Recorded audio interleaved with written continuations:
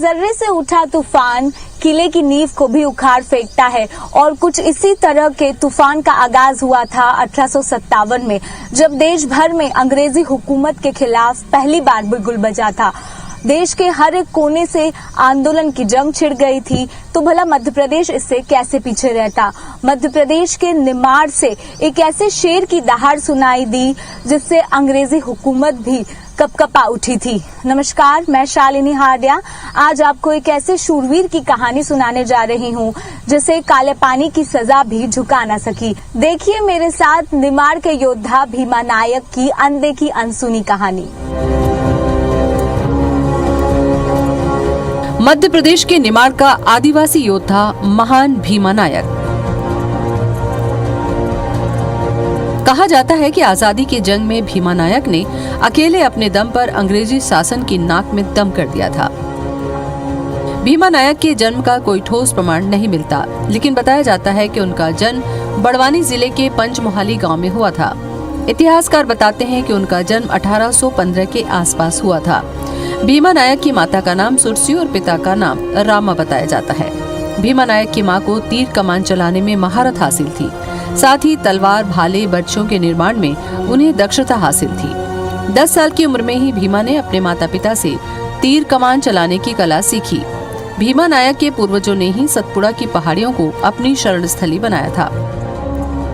हालांकि ये पता नहीं चलता कि भीमा के पिता को अंग्रेजों ने किस अपराध में पकड़कर यातना दी थी।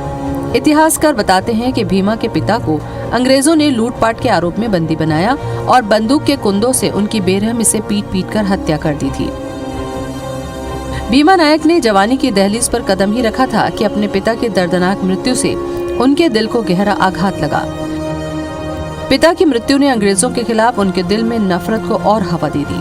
वो अच्छी तरह से जानते थे कि अंग्रेज शक्ति संपन्न और आधुनिक हथियारों से लैस हैं। भीमा ने अपना वक्त अंग्रेजों की कूटनीति और युद्ध नीति को समझने में लगाया। अंग्रेजों को देश से खदेड़ने और पिता की मृत्यु का बदला लेने उन्होंने अपनी शक्ति संगठित करने का दृढ़ निश्चय किया। भीमा के अंदर ही अंदर सुलग रही बदले की चिंगारी ने निमाड़ को एक वीर योद्धा दे दिया। तो अंग्रेजों ने क्या किया था कि इनको पता चला कि यार यहाँ कोई ऐसा औजार वगैरह बनाता है, तो बना रहे थे नीचे साइड में होके पहाड़ी के पास। उन्होंने सब उनके वो ले भी लिए, जितनी भी तलवारें फलवारें जो बनाई थी सब ले लिए और भी चीजें ले ली और उनको मारा भी। और उसके कुछ दिन बाद भीमा नायक के पिताजी जो थे वो दिवंगत हो गए।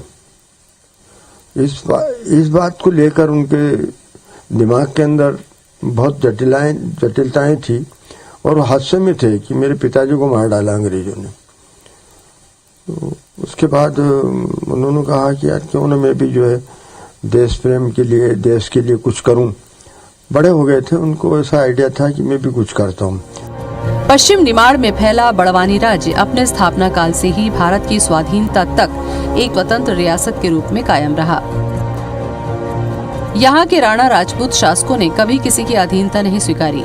इनकी फौज में प्रारंभ से ही राजपूत और भील सिपाही थे। बड़वानी रियासत की सेवा में भीमा नायक ने राणा मोहन सिंह और राणा जसवंत सिंह के कार्यकाल में काम किया था। रियासत की ओर से उन्हें 50 रुपए प्रतिमाह राशि दी जाती थी और उनके पास अपनी एक सेना थी जिनके पास राज्य की सुरक्षा का जिम्मा था। हालांकि काम के दौरान भी भीमा नायक अपनी सेना के लोगों की मदद करने में कोई कमी नहीं करते थे। बताया जाता है कि सन 1853-54 के आसपास भीमा की गढ़ी में लगभग 3000 सैनिक थे। हर 500 की टुकड़ी पर एक प्रमुख भील सरदार की नियुक्ति भीमा नायक ने की थी। इसमें लगभग 200 भील सिपाही 3 किलोमीटर के घेरे में आसपास स्थायी झोपड़ियां बनाकर खेती के अलावा जंगल से प्राप्त संसाधनों के द्वारा अपनी आजीविका चलाते थे। पीजी कॉलेज के प्राध्यापक एवं इतिहासकार डॉक्टर मधुसूदन चौबे का कहना है कि भीमा नायक को राज्य की रक्षा की जिम्मेदारी दी थी और उनके राणा से संबंध बेहद मधुर थे। उन्होंने काफी वर्षों तक रियासत के साथ काम किया और बड़वानी रियासत की तरफ से उन्हें वेतन भी दिया जाता था और यह वेतन 50 रुपये प्रतिमाह होता था। बड़वानी रियासत के जो राजा थे भीमा नायक जी की हस्ती और उनकी अपनी जो एक सेना थी उसके शौर्य से काफी प्रभावित थे और भीमा नायक जी को सम्मान देते थे। समय समय पर दरबार में बुलाकर उन्हें सम्मान के चिन्ह भी प्रदान किया करते थे। लेकिन जैसा कि होता है संबंध सदैव एक जैसे नहीं होते। कालांतर में भीमा नायक जी और बड़वानी रियासत के संबंध भी उतार चढ़ाव वाले होते रहे। खटमिठे दौर उनके संबंधों में आते रहे। उसके पश्चात उनके जीवन का अगला दौर आया, जिसे हम क्रांतिकारी का दौर कहते हैं। समय बीतता गया और अंग्रेजों के आतंक की शुरुआत का आगाज भी इस दौर में होने लगा था। भीमा नायक का ध्यान अब रियासत की रक्षा से हटकर अंग्रेजों की तानाशाही रवैये से अपने लोगों को बचाने में लगने लगा। यहाँ से भीमा नायक के जीवन ने करवट ली और वो एक क्रांतिकारी के रूप में उभरने लगे।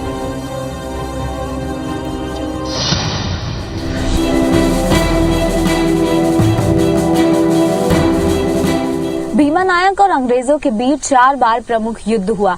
इस दौरान तात्या टोपे का निमाड़ आगमन हुआ और उन्होंने अपने खून से विजय तिलक भी लगाया। अंग्रेज इस कदर भीमा नायक से परेशान थे कि उनको पकड़ने के लिए पहले 500, फिर 1000 और फिर 2000 रुपए तक की इनाम की राशि घोषित की। अंग्रेजी ईस्ट इंडिया कंपनी ने व्यापार के उद्देश्य से भारत की सरजमीन पर कदम रखा था, लेकिन भारत की संपन्नता देख उसकी नीयत डोल गई। उनका मकसद अब भारत की आर्थिक मजबूती को तोड़ना और भारत पर शासन करना था। आदिवासी इलाकों में उनकी इस अर्थनीति की बदौलत कई बार नरसंहार हुआ, लेकिन अलग अलग दौर में कई जननायक उभरे और उन्होंने अंग्रेजों को समझा दिया कि आदिवासी किसी की अधीनता स्वीकार नहीं करते। 1857 के आते आते भारत की आवाम का सब्र टूटने लगा। लगातार वर्षों से पल रही घृणा और असंतोष आखिरकार पूरे देश में सशक्त महाविद्रोह के रूप में प्रकट हुआ। इस क्रांतिकारी युद्ध ने अंग्रेजी हुकूमत को अंदर से हिलाकर रख दिया।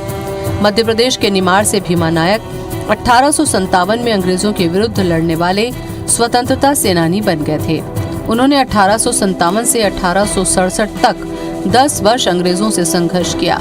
भारत के अधिकांश भागों में 1860 तक अंग्रेजों ने क्रांतिकारियों पर नियंत्रण कर लिया था, लेकिन बड़ी बात यह रही कि भीमा नायक 1867 तक सक्रिय रहे।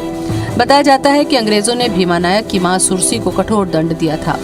संपूर्ण जीवन उन्होंने अंग्रेजों के विरुद्ध बेटे की विद्रोही गतिविधियों में सक्रिय रहकर अंग्रेजों की यातना झेली और अंत में मंडलेश्वर जेल के यातना शिविर में भूख प्यास से आहत होकर अपने प्राण त्याग दिए।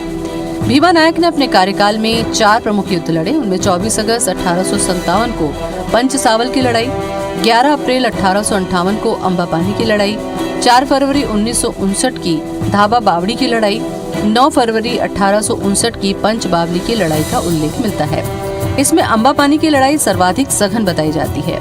इतिहासकार कहते हैं कि अम्बापानी का अपना ही एक ऐतिहासिक महत्व है। इस जंग में करीब 150 आदिवासी सैनिक शहीद हुए थे। आजादी की इस लड़ाई पर शोध अब भी जारी है। 1858 में तात्या टोपे ने अपनी फौज के साथ निमाड़ में प्रवेश किया था और वो 25 नवंबर 1858 को बड़वानी उनकी फौज पहुंची थी। उनकी फौज के साथ भी भीमा नायक का संपर्क हुआ, किंतु भीमा नायक ने तात्या टोपे के साथ जाने की योजना पर विचार नहीं किया। उसका ये कहना था कि वो निमाड़ क्षेत्र में ही अपने गतिविधियों को केंद्रित रखेगा और यहीं अंग्रेजों के खिलाफ लड़ता रहे। निमाड़ के स्वतंत्रता संग्राम का इतिहास महान क्रांतिकारी नेता तात्या टोपे की गतिविधियों के बिना अधूरा ही समझिए। तात्या टोपे जैसे प्रसिद्ध क्रांतिवीर ने भी निमाड़ क्षेत्र में प्रवेश करके संविधान की भावना को जगाया और आदिवासियों को संगठित करके उन्हें अंग्रेजों के विरुद्ध विद्रोह के लिए प्रेरित किया। तात्या टोपे जब खंडवा पहुंचे तब उन्हें चारों ओर से अंग्रेजों से घेर लिया। दक्षिण में खानदेश की ओर से भी अंग्रेजी सेना उनका मार्ग रोक कर खड़ी थी। लंबे संघर्ष के बाद तात्या टोपे निमाड़ के क्षेत्र को आसानी से पार कर गए। इस काम में निमाड़ के सिपाही बड़ी संख्या में सम्मिलित हुए। बताया जाता है कि निमाड़ के आगमन के दौरान उनकी भेंट भीमा नायक से हुई और उन्होंने अंग्रेजों के खिलाफ जंग के लिए उन्हें प्रेरित किया। इतिहासकार बताते हैं कि तात्या टोपे ने भीमा नायक को अपने खून से विजय तिलक लगाकर युद्ध के लिए तैयार किया था। भीमा नायक ने ही तात्या टोपे उनके साथियों को नर्मदा की घाटी पार कराई। इसके बाद गुजरात से ब्रिटिश फौज के आने का समाचार पाकर भीमा नायक और उसके सभी साथी क्रांतिकारियों ने अपना दबाव बड़वानी के बजाय सेंधवा क्षेत्र पर बढ़ा दिया। बाद में अकबरपुरा और खरगोन क्षेत्र में भी भीमा नायक और उनके सहयोगियों का नियंत्रण होने लगा। भीमा नायक जी ने युवावस्था में अपने साथियों को साथ लेकर एक संगठन बनाया था, जिसको हम एक सेना भी कह सकते हैं। शुरू में इसमें संख्या कम थी, जो निरंतर बढ़ती चली गई, 500 तक पहुंच गई और जब अंग्रेजों से उनका संघर्ष हुआ तो आसपास के लोग और जुड़ते गए और इस तरह से ये संगठन हजारों में पहुंच गया। डॉक्टर मधुसूदन चौबे की एक खूबसूरत कविता लिखी है जिसमें भीमा नायक का वर्णन है। जब दिल में हौसला, खून में उबाल आता है, तब दुनिया के नसीब में भीमा जैसा लाल आता है। निमाड़ की तपती धरती गढ़ती बगावती योद्धा तो फिरंगियों की नींद उड़ाने के लिए भूचाल आता है। भीमा के ख्वाबों में आती है आजादी की परियां, तब इतिहास की किस्मत में 1857 साल आता है। देश के इतिहास ने गुलामी के दौरों में देखा मधु, आजादी की रंगोली के लिए रक्त का गुलाल आता है।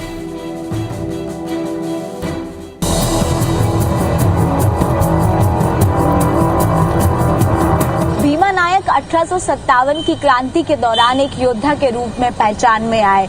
कहा जाता है कि भीमा नायक ने अकेले ही अपने बूते अंग्रेजों के दांत खट्टे किए। उन्होंने आदिवासियों को एकजुट किया, साहूकार के शोषण और